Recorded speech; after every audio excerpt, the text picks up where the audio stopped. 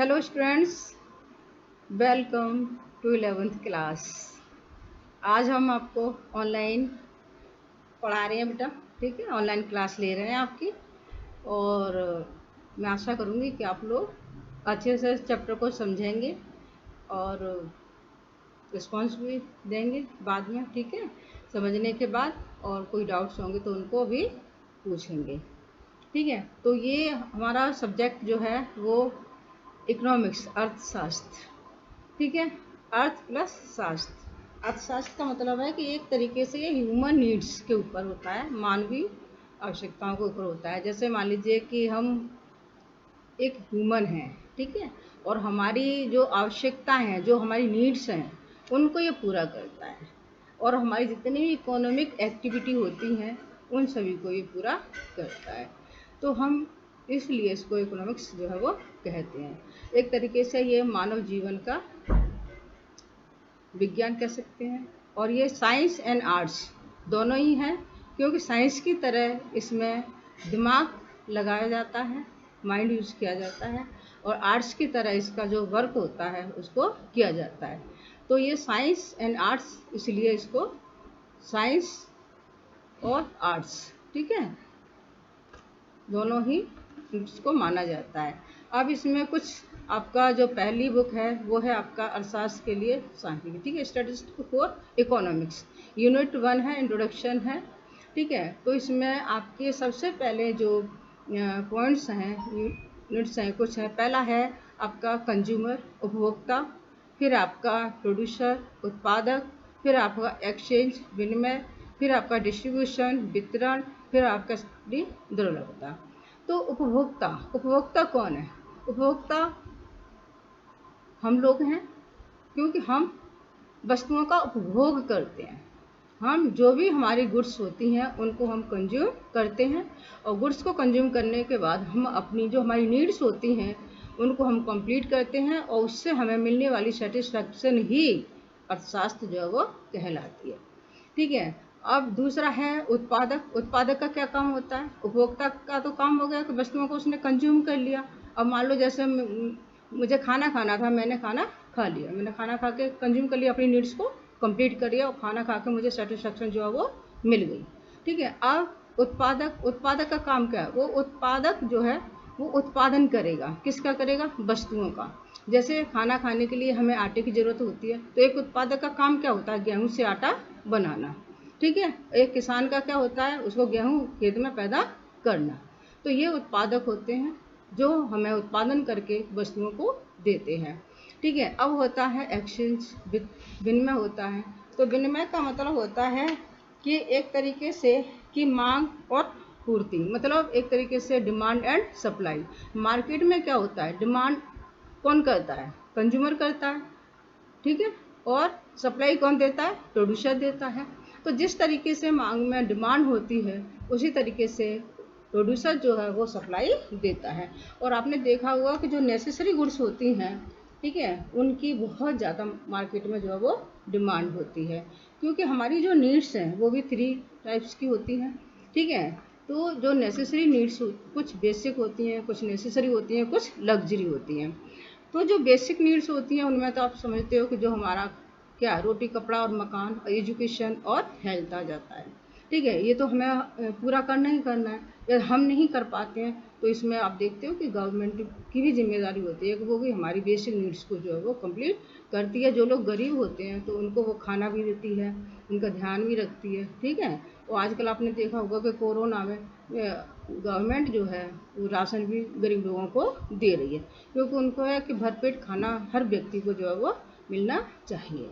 ठीक है, और कुछ नेसेसरी नीड्स भी जो होती हैं इनके बाद में, जैसे हम मान लो कि हमें गर्मी लग रही है तो हमने पंखा ले लिया। ठीक है, अपनी सुविधाओं के अनुसार। लग्जरी नीड्स में हमारा एसी आ जाता है, जैसे एसी है, ठीक है, कार है, स्कूटर की जगह क्या है, कार है। तो इस तरीके से जो भी हमारी सुविधाएं होती हैं हम उनको कंप्लीट करते हैं। ठीक है बेटा, इसके बाद में आ जाता है हमारा डिस्ट्रीब्यूशन। और डिस्ट्रीब्यूशन में क्या होता है? डिस्ट्रीब्यूशन में हमारा यही होता है कि जो हमारी कुछ लैंड होती है, कुछ लेबर होती है, कुछ कैपिटल होती है, तो हम इसको किस तरीके से डिस्ट्रीब्यूट करें कि सभी को रोज़गार मिल जाए। सभी को पता है अब लैंड से क्या है, रेंट मिलता है, ठीक है, और कैपिटल से इंटरेस्ट मिलता है, ठीक है, मजदूर और श्रम से क्या मिलता है आपको, लेबर से आपको मतलब मजदूरी मिलती है, वेज मिलती है। तो हम जो भी कार्य करते हैं उसके बदले हमें कुछ न कुछ मिलता है, ठीक है। और इसी तरीके से हमारी जो है वो इनकम जनरेट होती हुई जाती है। और हमारा ये एक सर्कल चलता है कि जैसे प्रोड्यूसर, ठीक है, क्या करेगा, प्रोडक्शन करेगा, किसको देगा, हाउस होल्ड सेक्टर को देगा। हाउस होल्ड सेक्टर में कौन आते हैं, हम सब लोग आ जाते हैं। और हम सब लोग कौन है, कंज्यूमर हैं, उपभोक्ता हैं। और हम उन वस्तुओं का क्या करते हैं, कंज्यूम करते हैं। तो इस तरीके से एक सर्कल चलता है, एक व्यक्ति दूसरे व्यक्ति के लिए इनकम जो है वो जनरेट करता हुआ आगे बढ़ता चला जाता है, ठीक है ना। इसके बाद में है आपका क्रेडिट, ठीक है। अब इसमें क्या होता है कि इसमें जो संसाधन होते हैं उनको हम किस तरीके से यूज करें। आपको पता है कि हमारी जो नीड्स होती हैं वो लिमिटेड होती है, हमारी जो वांट्स हैं वो अनलिमिटेड हैं, और रिसोर्स जो है वो लिमिट में है। तो हमें इस तरीके से अपने रिसोर्स को यूज़ करना चाहिए कि जिससे हम मैक्सिमम अपनी सुविधाओं को, मैक्सिमम अपनी वांट्स को कंप्लीट कर लें, पूरा कर लें, और हम उससे ज़्यादा से ज़्यादा सेटिस्फेक्शन पा लें। जितना हमारे पास संसाधन है, संसाधन का मतलब है हम अपने इंडिविजुअल देखेंगे तो हमारी अपनी इनकम या हमारे परिवार की इनकम, जो इनकम है हमारे परिवार की, हमें कोशिश करनी चाहिए कि हमें उसी में ही अपने पूरे परिवार का पालन पोषण करना चाहिए, किसी से उधार लेने की नौबत ना आए। तो ये हमारी एक समझदारी होती है, और यही समझदारी जो है वो हमें इकोनॉमिक्स जो है वो सिखाती है, ठीक है क्या। अब आगे जैसे इधर आ गया आपका स्टेट्स, ठीक है, सांख्यिकी। अब इसमें क्या होता है, इसमें होता है आपका कलेक्शन ऑफ डाटा, कि अब मान लीजिए कि आपके पास कोई भी डाटा है, तो आप सबसे पहले क्या करोगे। जैसे मान लो गवर्नमेंट कहती है कि जैसे आजकल कोरोना चल रहा है, तो इसके ऊपर आप कोई ग्राफ तैयार करिए।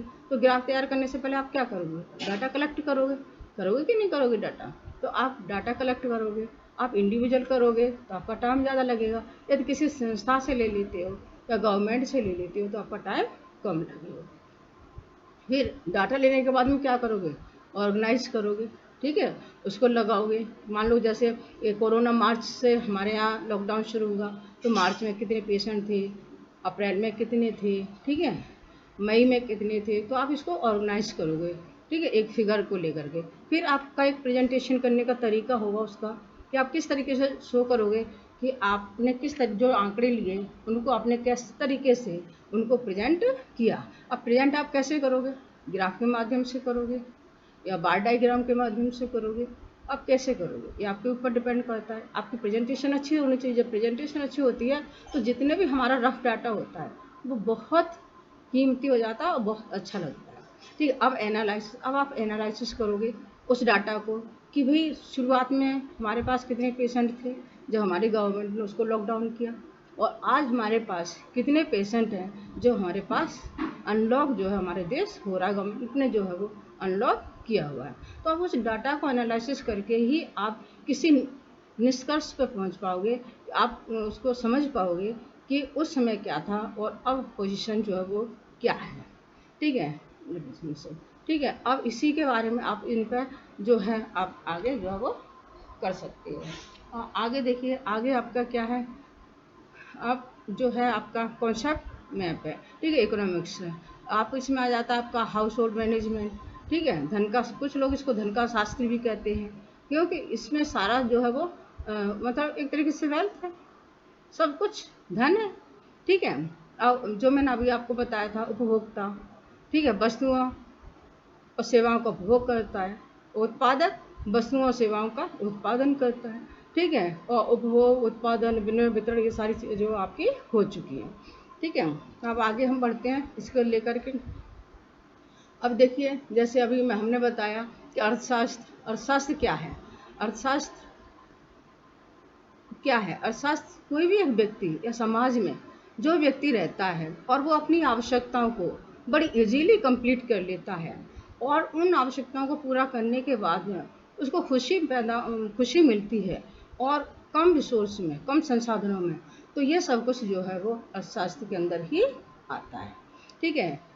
और कंज्यूमर वही हो गया consumer. A consumer is one who consume goods and services for the satisfaction of his wants. जो मैंने अभी आपको बताया था, एक उपभोक्ता वह होता है जो अपनी आवश्यकताओं की संतुष्टि के लिए मुद्रा व्यय करके और सेवाओं का उपभोग करता है। अब मान लीजिए जैसे कि आजकल गर्मी है, आपका आइसक्रीम खाने का मन कर रहा है, तो आप मान लीजिए आपके पास 10 रुपये हैं, ठीक है, आप 10 रुपये वाली आइसक्रीम खा लेते हो तो आपको वही सेटिस्फेक्शन मिलेगी, ठीक है, और अच्छा लगेगा कि मैंने 10 रुपये की आइसक्रीम खा ली। या आप उस 10 रुपये में से 5 रुपये की आइसक्रीम खाते हो तो सेटिस्फेक्शन तो आपको आइसक्रीम की ही मिलेगी, लेकिन क्वालिटी वो वाली नहीं मिलेगी जो 10 रुपये में थी। लेकिन आप आइसक्रीम तो खा रहे हो, तो 5 रुपये वाली यदि आप आइसक्रीम खा लेते हो और 5 रुपये आप बचा लेते हो तो आपके पास डबल हो जाएगा। एक तो आपको सेटिस्फेक्शन भी मिल गई आइसक्रीम खा करके, और दूसरा आपने 5 रुपये जो बचाए वो आपकी सेविंग भी हो गई। तो आपको डबल संतुष्टि मिली कि आइसक्रीम भी आपने खा ली और आपने सेविंग भी कर ली। और यदि आप 10 रुपये वाली ही आइसक्रीम खा लेते हो तो फिर क्या होगा, आपको सेटिस्फेक्शन तो मिल जाएगी आइसक्रीम की, लेकिन आपकी सेविंग जो है वो आपके पास 0 हो जाएगी, क्योंकि आपके पास 10 रुपये थे तो पूरे आपने 10 रुपये जो है वो खर्च कर दिए, ठीक है। तो अब इसी तरीके से आप जो है वो इकोनॉमिक्स में सब कुछ पढ़ने को आपको मिलेगा और समझने को भी मिलेगा, और इससे आप जो है सेविंग करना, इन्वेस्टमेंट करना, ये सब कुछ जो है वो सीख जाओगे। उत्पादक क्या है, वह व्यक्ति जो आय के सृजन के लिए वस्तुओं और सेवाओं का उत्पादन करता है। A producer is one who produce goods and services for the generation of income. जैसे मैंने आपको बताया था, किसान है, किसान क्या करता है, गेहूँ उगाता है, गेहूँ फिर कहाँ जाता है, मिल में जाता है, ठीक है। तो किसान ने जब बेचा आगे तो उसने भी पैसे कमाए, फिर मिल में गेहूँ से क्या बना, आटा बना, उसने भी कुछ कमाया। फिर वो आटा कहाँ आया, शॉप पर आया। आपने कहाँ से खरीदा, शॉप से खरीदा। जब आपने पूरी MRP पे खरीदा, उसमें विद इंक्लूड टैक्स खरीदा, तो आप ये देखिए गवर्नमेंट को भी टैक्स मिल गया, ठीक है, स्टेट गवर्नमेंट को भी मिल गया, सेंट्रल गवर्नमेंट को भी मिल गया, और एक प्रोड्यूसर को भी उसका प्रॉफिट मिल गया। तो कितनी जगह इनकम डिवाइड हो गई है, उस पर ट्रांसपोर्ट भी लगा होगा, और सब जो भी जिन लोगों ने उसमें लेबर की होगी सबकी उसमें इनकम जो है इंक्लूड हो गई। तो इसी तरीके से इनकम जो है वो जनरेट होती हुई आगे चली जाती है, ठीक है। Service provider. और सर्विस प्रोवाइडर कौन होता है, वह जो किसी भुगतान के बदले किसी किस्म की सेवा प्रदान करता है, ठीक है। A service provider is a person who provide some kinds of service to other for a payment, ठीक है, some kinds of service to other for a payment. यदि वो किसी भी तरीके की आपको सर्विस प्रोवाइड करता है तो वो एक सर्विस प्रोवाइडर माना जाता है। सर्विस होल्डर क्या होता है, सर्विस होल्डर का मतलब है, a service holder is a person who work for some other person and get paid for it is the form of wage और सैलरी, ठीक है। वह व्यक्ति जो किसी अन्य व्यक्ति के लिए कार्य करता है और उसके लिए मजदूरी या वेतन के रूप में उसको भुगतान करता है, ठीक है। तो ये सारी चीज़ें जो है वो आपकी इकोनॉमिक्स के अंदर जो है वो आ जाती हैं। अब इसमें कुछ है एक्टिविटीज़ होती हैं, कुछ इकोनॉमिक एक्टिविटीज़ होती हैं, कुछ नॉन इकोनॉमिक एक्टिविटीज़ होती हैं। अब इकोनॉमिक एक्टिविटीज़ का मतलब क्या है कि जो भी एक्टिविटीज़ हैं उनके बदले यदि आपको पैसा मिल रहा है तो वो सारी आपकी इकोनॉमिक एक्टिविटी हो गई, और जिसके बदले आपको कोई भी इनकम नहीं मिल रही है कहीं से किसी तरीके की, तो आपकी वो नॉन इकोनॉमिक एक्टिविटी होगी।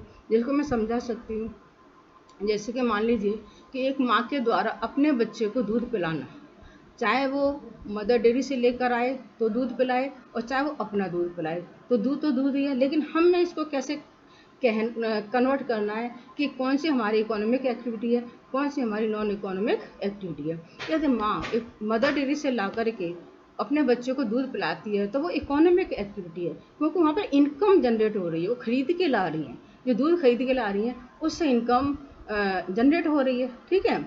और नॉन इकोनॉमिक एक्टिविटी का मतलब है माँ अपना ही दूध अपने बच्चों को पिलाए, ठीक है। यदि माँ अपना दूध अपने बच्चों को पिलाती है तो उससे कोई इनकम जनरेट नहीं हो रही है, माँ सेल्फ अपने बच्चे को अपना दूध जो है वो पिला रही है। तो ये अंतर होता है इकोनॉमिक एक्टिविटी में और नॉन इकोनॉमिक में। जहाँ इनकम जनरेट होती है, इनकम से संबंधित बात आ जाती है, तो वहाँ पर आपकी इकोनॉमिक एक्टिविटी हो जाती है, और जहाँ पर इनकम जनरेट नहीं होती है तो वहाँ पर आपकी नॉन इकोनॉमिक एक्टिविटी जो है वो मानी जाती है। ठीक है, तो ये सारी चीज़ें हैं आपकी इकोनॉमिक्स में। ठीक है, और इसके कुछ स्टैटिस्टिक डिफाइन भी होते हैं, जैसे स्टैटिस्टिक्स इन टू सेंस है। ठीक है, सांख्यिकी के एक वचन के रूप में और बहुवचन के रूप में, सिंगुलर और प्लूरल। तो कुछ चीज़ें ऐसी होती हैं जो सिंगुलर होती हैं, कुछ चीज़ें ऐसी होती हैं जो प्लूरल होती हैं। अब मान लीजिए कि जैसे कहते हैं कि एक वचन, ठीक है, एक वचन में मतलब जो कि मान लीजिए कि मेरे पास एक 10 रुपए का नोट है, एक वचन ही हो गया, है ना। और मैं ये कहती हूँ कि मेरे पास एक 5 रुपए का नोट है, दो रुपए के नोट है और 1 रुपए का नोट है, तो ये प्लूरल हो गया।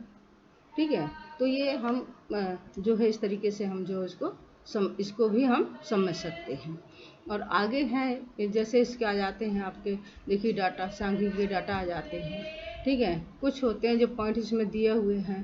ठीक है, कि जैसे छात्रों के अंक, सुंदरता, जैसे मान लो कुछ डाटा ऐसा होता है जिनको हम काउंट नहीं कर सकते, और कुछ डाटा ऐसा होता है जिसको हम काउंट कर सकते हैं। मान लीजिए जैसे कि छात्रों के अंक हैं, हम उनको काउंट कर सकते हैं। इस छात्र के मान लो, जैसे मान लो कि आप में से 5 हम कोई भी 5 स्टूडेंट्स को ले लेते हैं, उनमें हम कह सकते हैं इनके 80% हैं, इनके 85% हैं, इनके 90% हैं, इनके इतने सब्जेक्ट में, 2 सब्जेक्ट में इतने परसेंट नंबर आए, इस सब्जेक्ट में इनके इतने नंबर आए।